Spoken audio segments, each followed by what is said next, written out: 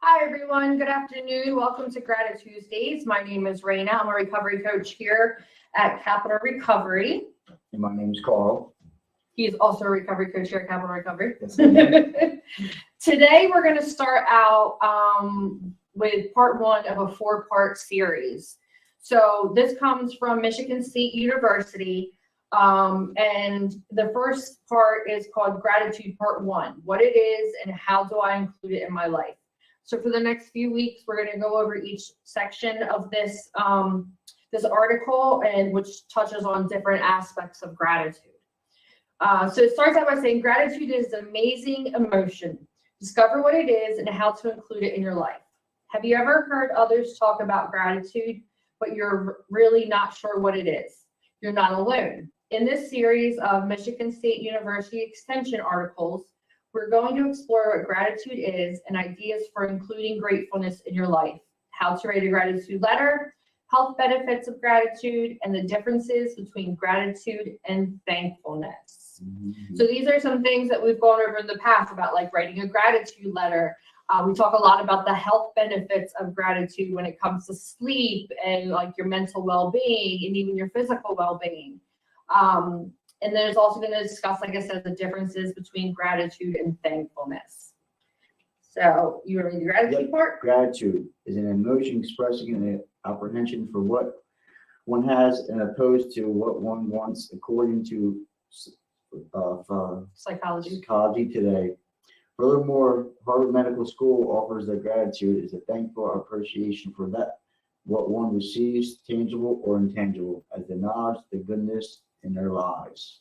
So expressing an appreciation for what one has, it's opposed to what one wants. And that's what gratitude is all about. It's not about, what you can get or what you want to get or what you don't have. It's being grateful for what you do have, regardless of what it is. And we've talked a lot of times about being, active addiction and in recovery, and the differences of like your like well-being and the state of your life and the things you be grateful for. Because a lot of us in active addiction, we're homeless, don't have food, don't have family, all these things, don't have running water, don't shower. So you become grateful for these small things like a hot shower and a roof over your head, clean drinking water, food in the refrigerator, like all these things that a lot of times we take for granted. But when they're ripped away from you, you realize like basic things, are extremely important. It gives you some humility. On that, like for me, I took a lot of things for granted, and like the small things matter to me today. Being clean, like you said, just being alive, having a house, just having laughs, really like small things, you know what I mean? We talk about recoveries like the blue sky and the birds and stuff like that, that we like, I was so zoned on the next one and being very ungrateful, and you'd be surprised, when you get clean and you really focus on some gratitude and like just the small things mean a lot. Yeah, they really do. So it goes on to say it's simple. To be grateful, you just need to consider what you have in your life that you appreciate and intentionally acknowledge that. If you're someone who feels like it may not really be that simple, let's prove that it can be that easy. The best part about gratefulness is that you can use it on yourself and others. Everyone can do it, kids and adults.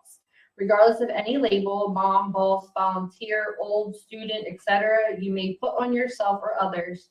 When you choose to appreciate the things you have in life, you can integrate gratefulness into your life. And I like that about the labels. Like, it doesn't matter who you are or, what the person may be to you. You can be grateful for them for being in your life in different aspects of your life. So you can kind of like strip that away. and realize, just be grateful for the person or the opportunity or the situation. So like, I mean, a lot of people don't say they're grateful for their boss. I, for one, am grateful for my boss. Yeah. But my boss has given me an opportunity to, have a job that's fulfilling.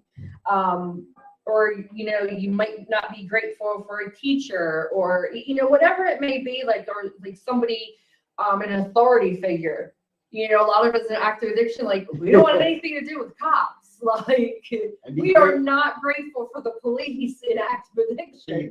Now, being grateful for some of the, not bad things, but some things that were stripped, like you said, stripped away in our lives that I thought, we needed, or, in the long run, on the other side of it's like, thank God, I'm grateful that this has been removed from my life. Yeah.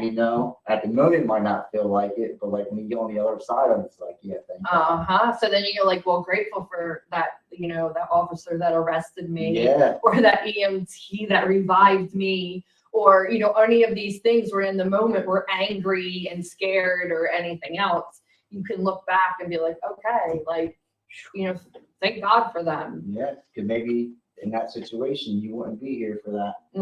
Exactly. Yeah, absolutely.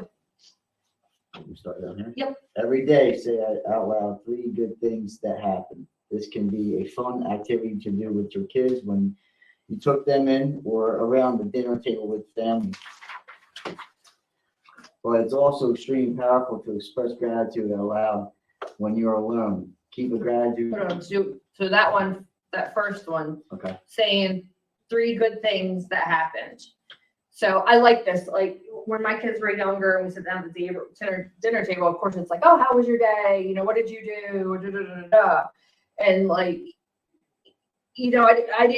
wasn't like gratitude and all that stuff wasn't really like a thing. It was like, okay, I want to engage. I want to know what's going on. Like, what did you do today? But like to like sit down and like say, okay, I'm grateful for this today. I'm grateful for this today. Like, I'm grateful that I woke up on time for work today. Yeah. I'm grateful that I went down and renewed my daughter's registration so she doesn't get pulled over again and get a ticket. You know what I mean? Things that don't seem like you can be grateful for them. But when you sit down and say it out loud, it's like, okay, I'm in a position where I was able to pay for her, registration to be renewed. I couldn't have done that 5 years ago. You know what I mean? So, saying those things aloud to someone else or just to yourself, like I said, can be very powerful. Gratitude in a weird way. Yeah, exactly. Keep a gratitude journal. Jot down the small things from your day that mattered to you, like the few minutes of quiet time you had on your drive to work, or the fact that this afternoon rainstorm didn't flood your basement. If you're having a particularly rough day, you can look back through the pages of accumulated blessing in your life. Ooh. Gratitude journal is one that we talk about a lot. And it's also one of those things where I always say, like, come into the center. We have gratitude journals, that we can do with you. You can take it home with you and you can practice it every day, in the morning, at night, whatever works for you. Because then you have something tangible in front of you. You're having a rough day and you can look back and be like, you know what? Well, I have this today. Yeah. You know what I mean? Or yesterday I had this. Let me kind of work off of that. Like, try and refocus. So gratitude journals are very, very powerful. And like I said, you can do your own. You can just write it in a spiral bound notebook or whatever. But we have actual journals here that we can do with you that kind of like take you step by step and give you prompts and different things to help guide you to get used to the whole concept of gratitude. For me, I express gratitude always, like you said, turn back the pages. I always look back on my past, where I was and where I come so far today. Yeah. I just, sometimes it's like, when you're in that rough spot, you're like, well, I'm not there. Yeah, because like you said, so I can be grateful I'm here. Write things down, it's tangible, it's in front of you. It's like, wow, yeah, I should, express gratitude in this situation, because I'm having a rough day or whatever the case may be. Yeah, that put in pen to paper is very powerful. It's big.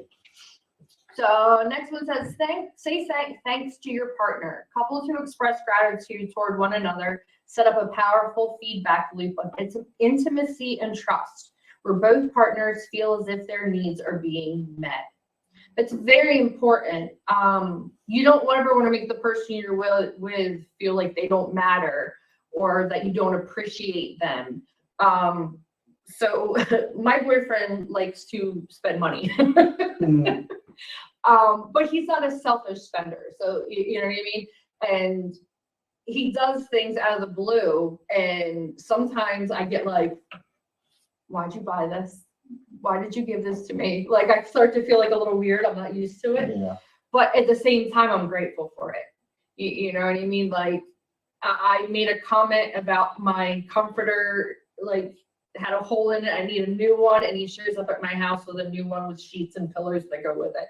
Like it's stuff like that. It's like, you know, making sure that he realizes that, and he knows how appreciative I am of those things. Because, you know, if I didn't say thank you, wow, you didn't have to do that, I really appreciate it, or any of those things, he might feel like he's being taken for granted.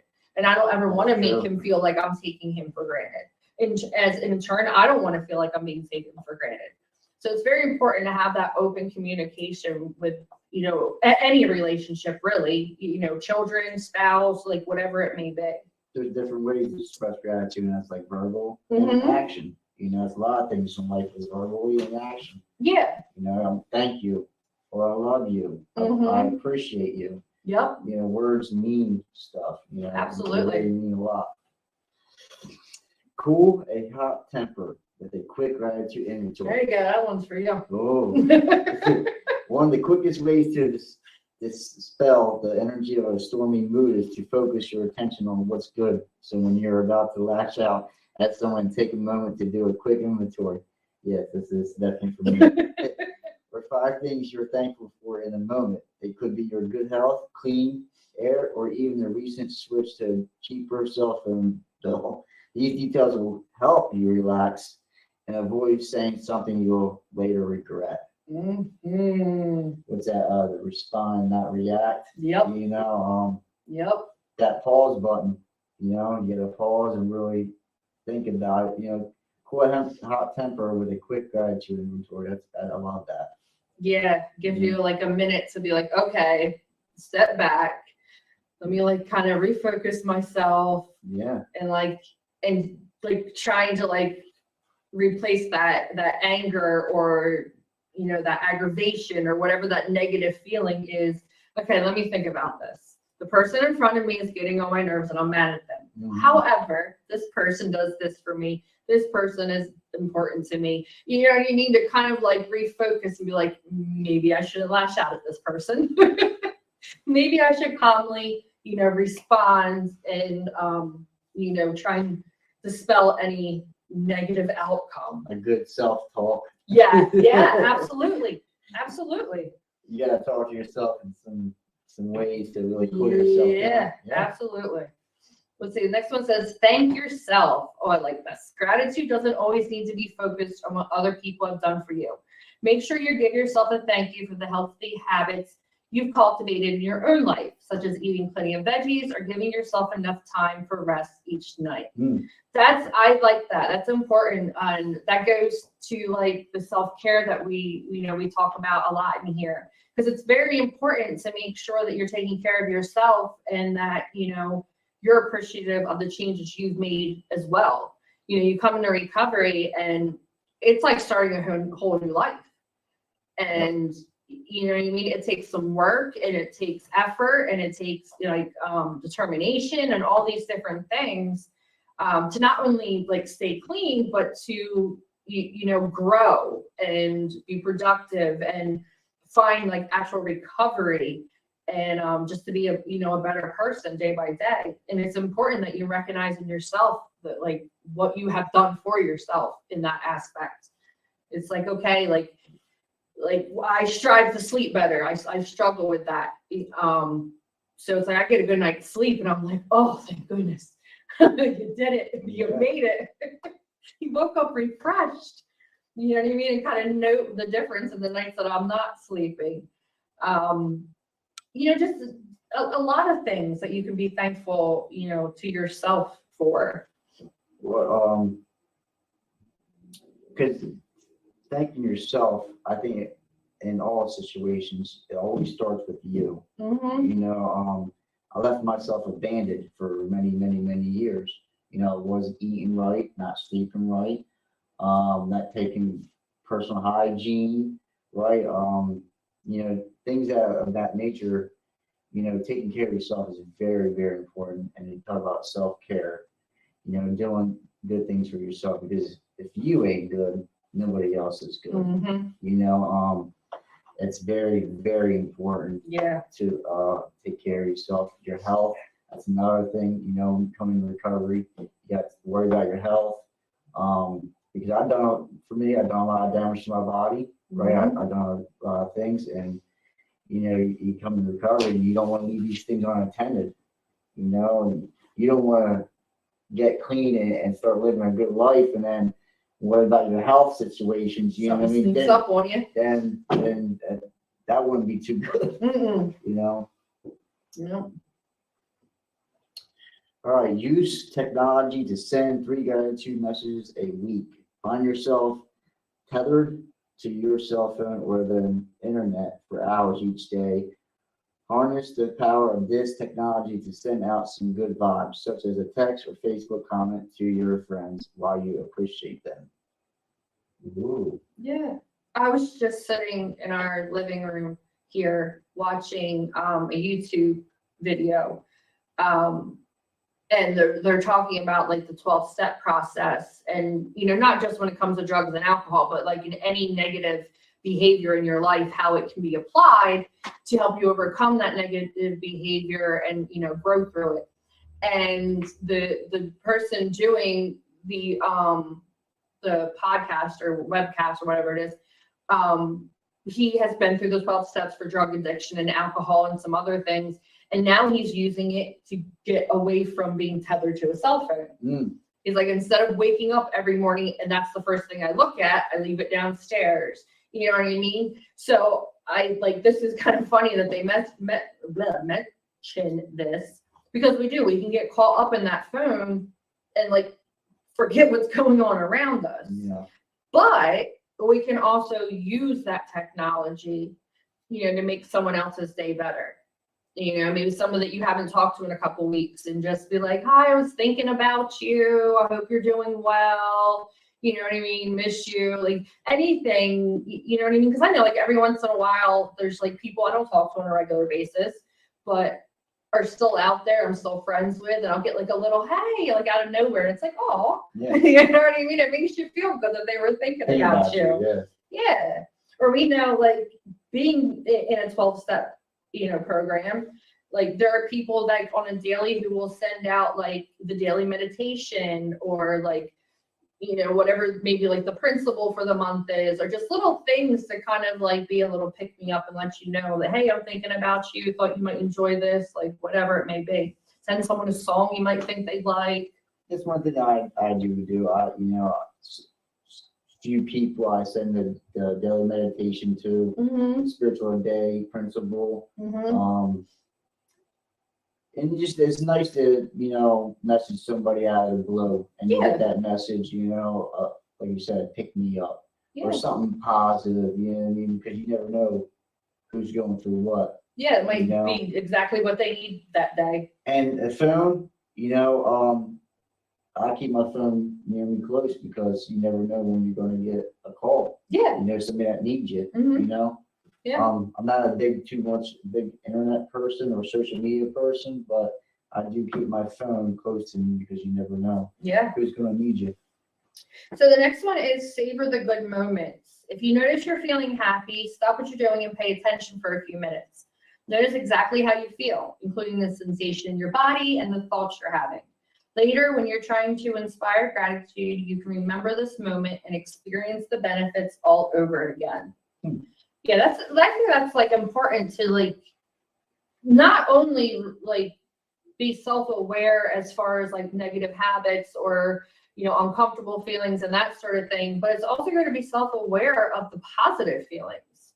You know what I mean? Like like for me, when I get home from work, it's my granddaughter like running, mama, mama. It's like, oh, it just makes my day so much better. So like I might be having a little like, and she's like on my lock screen on my phone. You know what I mean? I'll just click it and look at the pictures. I'm like, oh, okay, I feel kind of warm and fuzzy now. You know what I mean? Because I know that like her little spirit, makes me feel good. So it's like I can use that, in times when I'm not feeling so great. And I feel like that would be good for anything, like anything that makes you feel positive or warm and fuzzy. You know what I mean? Even you can even write them down too, like you're talking about in the gratitude journal. Like note those things down. Today I was with so and so and this happened and it was great. And it doesn't all have to be like, oh, let me avoid this or don't do that. You know what I mean? You got to have balance. It's about savoring good moments is you got to stay in the moment. Yeah. You enjoy the moment. That's what like the hard. So we all got lives, work, bills, paying this, paying that, and life on life terms, but like really enjoying the moment and kind of living carefree and just enjoying what you have. Mm-hmm. You really can really show some gratitude. Mm-hmm. And then like going back to like the one before that with the technology. Mm-hmm. Like I've noticed over the past couple of years that I'm not taking as many pictures at like Christmas and birthdays and all this stuff or events because I'm actually like living in the moment. Yeah. Instead of trying to like document the moment. You know what I mean? Yeah. Like it has made a big difference in like the interaction between me and my family and people I care about, instead of like, having a conversation, scrolling through my phone while talking to you, and you really don't think I'm paying any attention to you. You putting it down and being engaged in the moment. Check for silver linings. Even the most difficult life challenges come with some benefit. You just have to look to find them. Being sick draws the compassion of friends. Making a mistake teaches you a lesson. When these things feel hard, ask yourself, what's good here? Yep. Yeah. Looking at the good things instead of the bad things. Yeah.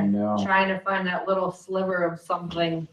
And you got to. If you stay stuck in the bad, you're going to be miserable. Mm-hmm. You got to try to see the good in the bad. Yeah. Yeah. I mean, like I said, like when you're sick, you can, the compassion of friends, you can be grateful for that. Or like mistakes is a big one. Mistakes is definitely a big one. If you look at mistakes as things that are hindering you or holding you back, or you know what I mean, and let them discourage you, you're doing yourself a big disservice. Like using them as a lesson, and so you can grow from it and not make the same mistakes again and again. Like that's that silver lining. Don't beat yourself up too hard. Yeah.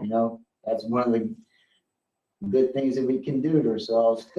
Yeah. Oh yeah. We're our own worst critics. And it's really, really bad, because if I'm gonna negative self-talk, I'm not gonna be this, or I can't do this, I can't, I won't. Yeah. Like it's really big how you talk to yourself and the things that we think of ourselves. Yeah. So next one says, look outward, not inward. Robert Emmons says people are more likely to feel grateful when they focus on others, rather than getting caught up in their own inner narratives about how things should have gone.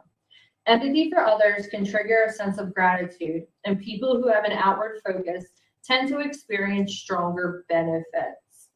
When you first read that, it's like, look outward, not inward. And we're all like taught in recovery, like look inward for like your happiness and your love and all these other things. But in this case, you know what I mean? It's the idea of it's not all about you. It's about other people. It's about how you interact. It's about how you treat people. It's how you appreciate other people, how you receive things from other people. So we're not getting caught up in our own expectations. You know what I mean? Because that's that you'll be disappointed every time. Yeah. You know what I mean? It's just being there and appreciating what it is for what it is, if that makes any sense. instead of what we think it should be. And it says like empathy for others can trigger a sense of gratitude, and that's something in recovery that you'll find that, when you start having empathy for others who are struggling the same thing that you've struggled with, you can find not only the gratitude and the fact that like you are in a position now to offer your hand down to help someone else, but you can also be like grateful for the fact that you can empathize with people, that it's not about anger or resentment or whatever to other people. Now it's the fact that you can empathize with what they're going through. Cultivating your spiritual condition. Yeah. You do good, you feel good. Mm-hmm. Usually, what you say, what you do, all that stuff. Like as long as you do good, you feel spiritually okay. But it's like if you do bad or say some bad things, you're not gonna feel too good. Sit right. Yeah. It's like that whole like what you give out is what you get back. Yeah. Change your perspective. If you struggle to come with something to feel grateful for, put yourself in those shoes of someone who is experiencing misfortunes greater than your own. Recall a colleague who has the ability physical condition, for example, will inspire gratitude for your own healthy body, which you may have taken for granted otherwise. Yeah, let me see. What's that first part? Change your perspective. That I think in early recovery is very difficult because it is so ingrained in us that everything is bad. Everything is wrong. Everything is like, dismal and hopeless, and we don't like ourselves. And then when you come into recovery and it's like, okay, well, think positive. Like it's a simple thing to do. It's not, it takes practice. It's instead of like a negative thing happening, being like the end all of everything, you know what I mean? You have to look at that other perspective. Again, finding the silver lining instead of letting it like debilitate you or going back out, to use because it didn't work out right or whatever. It's about flipping the perspective, and looking at it from someone else's point of view too. Mm-hmm. You know what I mean? Like when someone says to you, like, you did this, it hurt me. You did this, it upset me, whatever it may be. It's being able to accept the fact that yes, they are entitled to feel that way. Their feelings are valid regardless. Because a lot of times the first thing we want to do is defend ourselves and be like, no, that's not what I meant. That's not how you should feel. But that is how they feel. Yeah. So it's being able to kind of step back and, recognize all those different things. And just being able to like you said, like find that silver lining. All right. So this last little part said it's pretty easy after all. And the key to gratefulness is simple too. It's practice. That's what we just said. Like The more you do it, the easier it gets and the more fulfilling it is. The more you integrate gratefulness into your life, the easier and more routine it will become. It won't take long for you to notice a change in yourself and others. Ooh. So that is our part 1 of gratitude brought to you by Michigan State University. Again, we would love for you guys to come into the center, get involved, do a gratitude journal with us or any other activity that we may have here. And, just to come and interact and, find some gratitude and some positivity in your recovery. So thank you guys. Have a nice day. Thank you.